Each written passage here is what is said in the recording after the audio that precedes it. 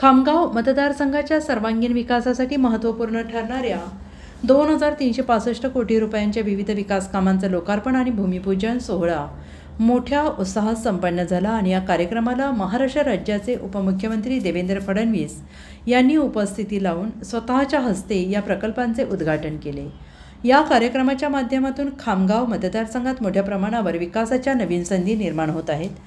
शेतकऱ्यांचे जीवनमान सुधारण्यासाठी आणि सिंचनाची सुविधा वाढवण्यासाठी जिगाव प्रकल्प हा अत्यंत महत्त्वाचा ठरणारा आहे आणि या प्रकल्पाच्या माध्यमातून खामगाव मतदारसंघाच्या 100% शेतीला सिंचनाची सुविधा उपलब्ध होईल, असे उपमुख्यमंत्री देवेंद्र फडणवीस यांनी यावेळी स्पष्ट केले।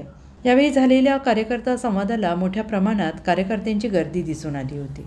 आकाश भाऊच्या माध्यमातून झालाय आणि मला या गोष्टीचा देखील आनंद आहे की जी योजना वर्षानुवर्ष केवळ चर्चेत होती, वैनगंगा, नळगंगा, पैनगंगा योजना, आपल्याला कल्पना असेल भंडारा जिल्ह्यामध्ये गोसीखुर्दच्या खालून 100 TMC पाणी हे वाहून समुद्राला जातं।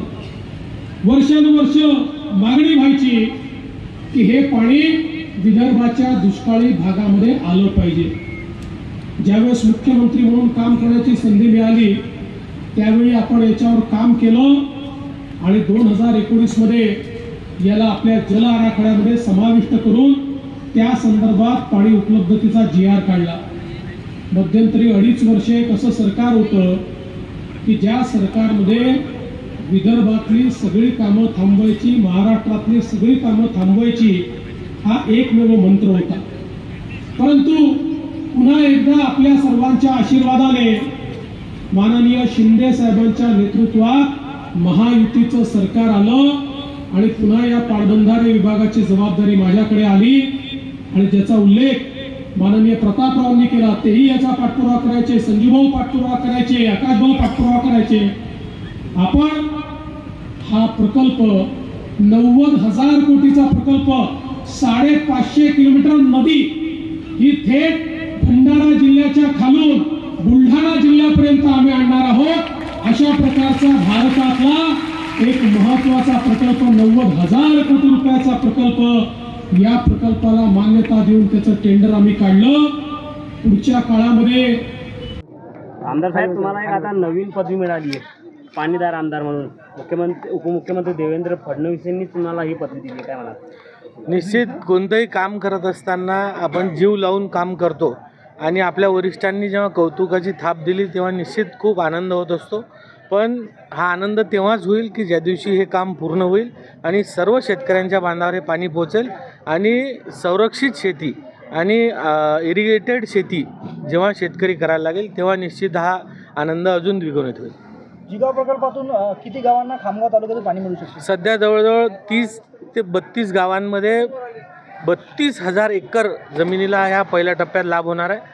दुसऱ्या टप्प्यात अधिक गावं त्यात येतील आणि आम्ही असं त्यांना मागणी केली आहे की याच्यामध्ये लाभ क्षेत्रामध्ये जे गावं आज कमी होतात आहे दुसऱ्या तालुक्यांमधले, त्याचा लाभसुद्धा आमच्या भागामध्ये वाढवण्यात यावा, कारण बाकी तालुके जे आहेत त्यामध्ये हा जो जिगावचा लाभ क्षेत्र आहे हे खूप मोठ्या प्रमाणात आहे, हे खामगावमध्ये थोडं कमी आहे। म्हणून आम्ही खामगाव आणि शेगाव या दोन्ही तालुक्यांमध्ये हे लाभ क्षेत्र वाढलं पाहिजे अशी मागणी केलेली आहे। पिण्याच्या पाण्यासाठी काही फायदा होईल का जिगाव प्रकल्पाचा खामगाव? 100% आजच देवेंद्रजींनी घोषणा केली आणि मला एक्झॅक्ट आकडा फिगर मी वाचला नाही अजून ती ऑर्डर, पण 14 MM³ जवळपास पाणी शहरासाठी आरक्षित केल्या गेलं आणि आता आमची पुढची मागणी ही राहणार आहे की खामगाव MIDC सुद्धा आपल्या जिगावमधनं पाणी आरक्षित झालं पाहिजे आणि सोबतच खामगाव तालुक्यातील सर्व गावांना एकाच योजनेतून पाणी हे जिगावमधून दिलं गेलं पाहिजे। त्याची रिजनल स्कीम ही येणाऱ्या 5 वर्षात झाली।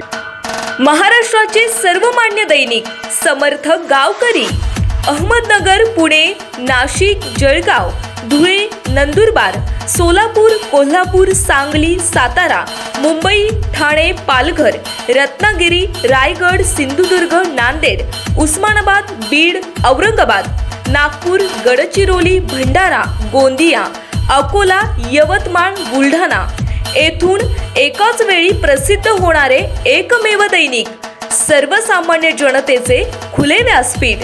संपादक आहेत विश्वासराव आरोटे। मोबाईल नंबर आहे 9423 38 85 08. दुसरा मोबाईल नंबर 9423 46 72 72. तिसरा मोबाईल नंबर 75 88 15 0001. वेबसाईट आहे sgavkari.com. मेल आय डी आहे aklgavkari@gmail.com.